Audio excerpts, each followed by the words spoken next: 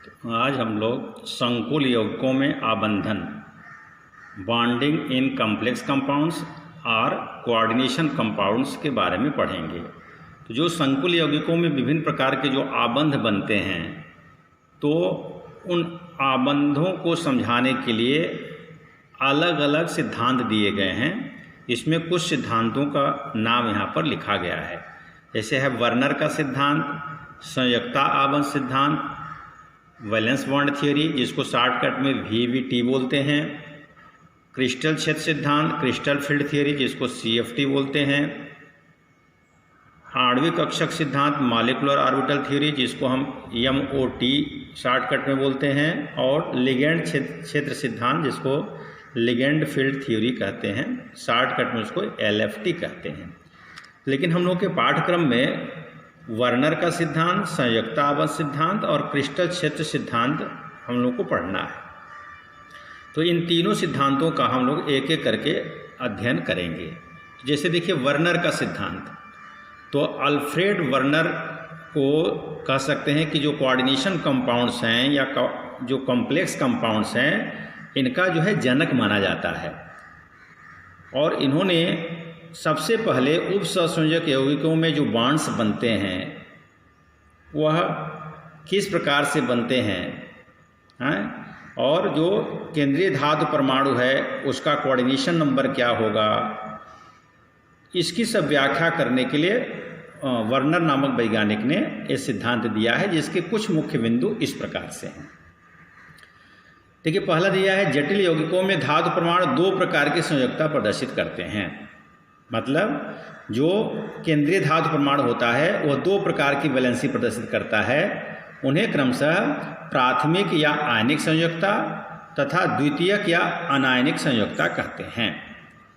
मतलब दो प्रकार की संयोजकता, प्राथमिक और द्वितीयक। जो प्राथमिक संयोजकता है वह आयनित हो जाता है, और जो द्वितीयक संयोजकता है वह अनायनित रहता है, मतलब उसका आयनन नहीं होता है। अभी आगे उदाहरण देकर के समझाया जाएगा। दूसरा है प्राथमिक संयोजकता केवल ऋणायन द्वारा संतुष्ट होता है। जो प्राथमिक संयोजकता होता है संकुल यौगिकों का, वह ऋणायन द्वारा संतुष्ट होता है तथा केंद्रीय परमाणु की ऑक्सीकरण संख्या को प्रदर्शित करता है। जो आपका ऑक्सीडेशन नंबर है केंद्रीय धातु परमाणु का, उसके ऑक्सीकरण संख्या को प्रदर्शित करता है कौन? प्राथमिक संयोजकता। जो संकुल यौगिक का जो है प्राथमिक संयोजकता होता है। और इन्हें ऋणायन तथा धातु परमाणु के मध्य, अब ये जो प्राथमिक संयोजकता है जो ऑक्सीकरण संख्या को प्रदर्शित करता है, उसको हम कैसे प्रदर्शित करते हैं? धातु परमाणु और जो ऋणायन होते हैं उनके बीच जो है डॉटेड लाइन, बिंदु रेखा द्वारा उसको प्रदर्शित करते हैं। मतलब पूर्ण रेखा नहीं खींचा जाता है। किसके किसके बीच? धातु परमाणु और ऋणायन के बीच में जो है पूर्ण रेखा नहीं खींचा जाता, डॉटेड लाइन मतलब बिंदु रेखा खींचा जाता है और उसको प्रदर्शित करते हैं। तीसरा है द्वितीयक संयोजकता लिगेंडों द्वारा पूर्ण होता है। हम लोग जानते हैं कि लिगेंड्स क्या होते हैं। तो लिगेंड्स के लिए बताया गया था कि जो कोऑर्डिनेशन कंपाउंड्स होता है धातु परमाणु से जो अणु या आयन जुड़े होते हैं उन्हें हम लिगेंड्स कहते हैं। तो जो द्वितीयक संयोजकता है वो लिगेंडों द्वारा पूर्ण होता है, और यह जो द्वितीयक संयोजकता है वह धातु के कोऑर्डिनेशन नंबर या समन्वय संख्या या उपसंयोजन संख्या को प्रदर्शित करती हैं। समझ में आ गई? मतलब जो द्वितीयक संयोजकता होगा वो लिगेंड द्वारा संतुष्ट होगा, और जो द्वितीयक संयोजकता होगा वह क्या प्रदर्शित करेगा? जो धातु परमाणु है उसके समन्वय संख्या को, कोऑर्डिनेशन नंबर को प्रदर्शित करेगा। और इसको हम कैसे प्रदर्शित करेंगे? धातु परमाणु और लिगेंड के बीच में जो है गहरी रेखा हम बीच में खींचते हैं, अर्थात उसको गहरी रेखा से प्रदर्शित करते हैं।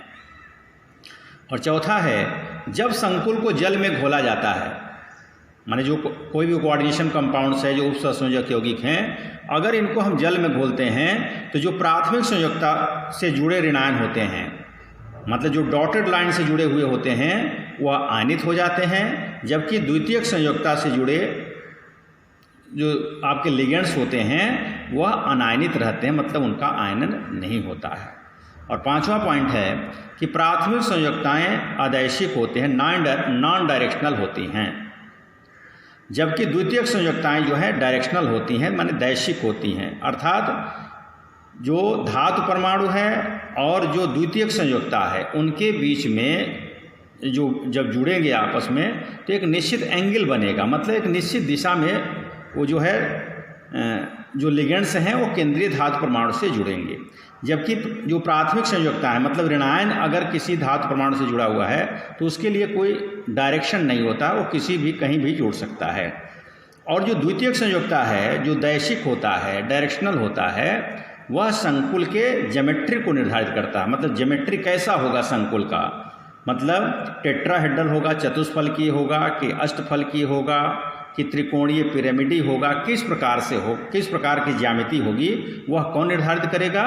वह प्राथमिक जो द्वितीयक संयोजकता है वह निर्धारित करेगा कि संकुल की ज्यामिति या ज्योमेट्री कैसी होगी। ठीक है, ये कुछ पॉइंट थे जो वार्नर के सिद्धांत से संबंधित थे।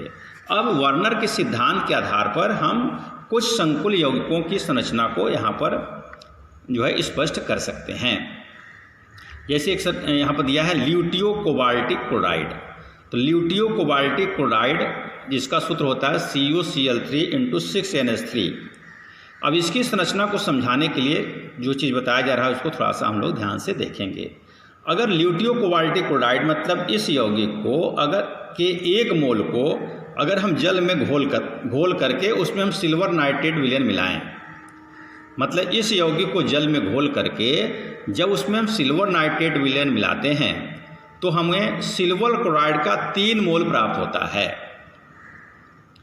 तो सिल्वर क्लोराइड का 3 मोल का बनना मतलब क्या है कि इसमें से 3 जो क्लोरीन है वो जब आयनित हो जाएंगे तभी उसका जो क्लोराइड आयन है वह सिल्वर नाइट्रेट के सिल्वर आयन से विक्रिया करेगा और सिल्वर क्लोराइड का निर्माण करेगा। मतलब इसमें जो 3 क्लोरीन परमाणु हैं वह जो है वो आयन के रूप में होते हैं। मतलब इसकी जो प्राथमिक संयोजकता है वह 3 क्लोराइड आयनों द्वारा संतुष्ट होगा। अभी बताया गया था कि जो प्राथमिक संयोजकता होता है वह ऋणायन द्वारा संतुष्ट होता है। तो 3 मोल यहाँ पर प्राप्त होता है। इससे स्पष्ट होता है कि इसमें आयनिक प्रकृति के 3 क्लोरीन परमाणु हैं, मतलब 3 जो क्लोरीन परमाणु हैं वो जो है ऋणावेशित हैं। अतः इसका आयनन इस प्रकार से होगा। ये पता चल गया कि इसमें अगर 3 क्लोरीन परमाणु है वह ऋणावेशित आयन है, इसलिए जब जल में इसको घोला जाएगा तो इस प्रकार का आयनन प्राप्त होगा। तो ये जो 3 क्लोरीन आपके परमाणु हैं वो आयनित हो जाते हैं, 3 क्लोराइड आयन देते हैं, हाँ, और शेष आपका जो है ये आपका बचता है। तो इसको हम क्या कहते हैं? संकुल आयन बोलते हैं। और ये आपका जो है 3 क्लोराइड आयन यहाँ पर प्राप्त होता है। अतः हम कह सकते हैं कि जो ल्यूटियो कोबाल्टिक क्लोराइड है में 3 क्लोरीन परमाणु कोबाल्ट की प्राथमिक संयोजकता को ना, ये जो 3 क्लोराइड परमाणु है ये प्राथमिक संयोजकता प्रदर्शित करेगा, क्योंकि अभी बताया गया कि जो प्राथमिक संयोजकता है वो ऋणायन द्वारा संतुष्ट होता है और जो द्वितीयक संयोजकता है वो लिगेंड्स के द्वारा। तो लिगेंड्स कौन है? देखिए कोबाल्ट में के साथ जो है 6 अमोनिया अणु जो है जुड़े हुए हैं। तो जो द्वितीयक आपकी संयोजकता होगी वो 6 अमोनिया द्वारा संतुष्ट होगी। तो देखिए यहाँ पर लिखा गया है कि ल्यूटियो कोबाल्टिक क्लोराइड में 3 क्लोरीन परमाणु कोबाल्ट की प्राथमिक संयोजकता को जबकि 6 अमोनिया के अणु कोबाल्ट की द्वितीयक संयोजकता को संतुष्ट करते हैं। अतः इसका सूत्र ये होगा आपका CuNH3 × 6 कोष्टक बंद करके यहाँ पर Cl3, मतलब ये आपका आयनित होगा। तो ये आपका 3 क्लोराइड यहाँ पर देखिए जैसे बताया गया कि ऋणायन हो जाएगा, तो इस पर क्या हो जाएगा? धनायन हो जाएगा। तो मतलब यहाँ संकुल आयन क्या होगा? वो धनावेशित होगा। अब इसकी संरचना को, इस आधार पर इसकी संरचना को हम इस प्रकार से दिखा सकते हैं। जैसे कहा गया था क्या कि प्राथमिक संयोजकता जो होता है वह डॉटेड लाइन द्वारा प्रदर्शित किया जाता है। तो देखिए डॉटेड लाइन, देखिए 3 क्लोरीन जो है आपका 3 क्लोरीन को कोबाल्ट के साथ देखिए डॉटेड लाइन के द्वारा यहाँ पर दिखाया गया है। देखिए डॉटेड लाइन के द्वारा देखिए 3 क्लोरीन परमाणुओं को यहाँ पर दर्शाया गया है। तो ये जो डॉटेड लाइन है ये क्या है? ये प्राथमिक संयोजकता है। और अमोनिया जो लिगेंड्स है और यहाँ पर कोबाल्ट के बीच में यहाँ पर ये क्या है? एकदम पूर्ण रेखा द्वारा इसको दर्शाया गया है। मतलब अमोनिया मतलब लिगेंड्स और धातु परमाणु के बीच में यहाँ पूर्ण रेखा यहाँ पर खींचा गया है।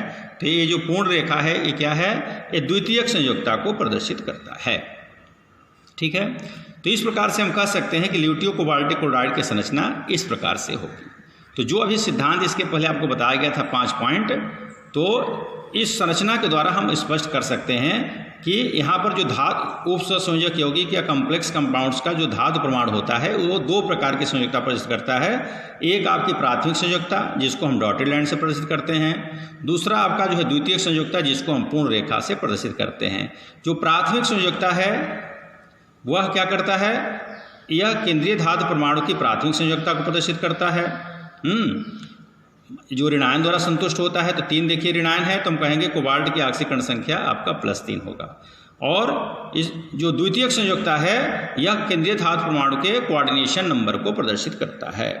कोऑर्डिनेशन नंबर, तो हम कह सकते हैं कोबाल्ट का कोऑर्डिनेशन नंबर कितना है, 1 2 3 4 5 6, 6 आपका कोऑर्डिनेशन नंबर होगा और इसकी ऑक्सीकरण संख्या क्या होगी, +3 होगी।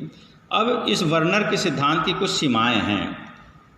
अभी तो मान लीजिए कि कुछ यौगिकों की संरचना को ये व्याख्या करता है, लेकिन कुछ का जो है व्याख्या नहीं कर पाता है।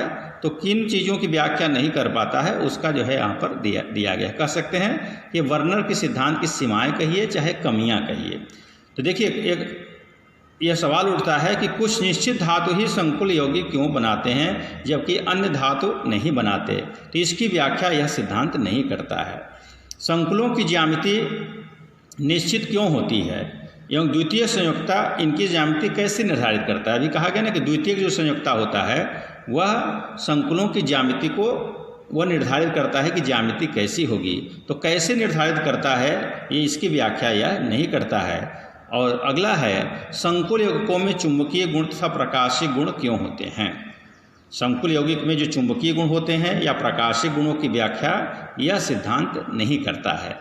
तो इस प्रकार से इस सिद्धांत को हम लोग पढ़ेंगे और पढ़ करके इसका हम लोग नोट्स बनाएंगे। फिर आगे के सिद्धांत की चर्चा हम लोग अगले लेक्चर में करेंगे। धन्यवाद।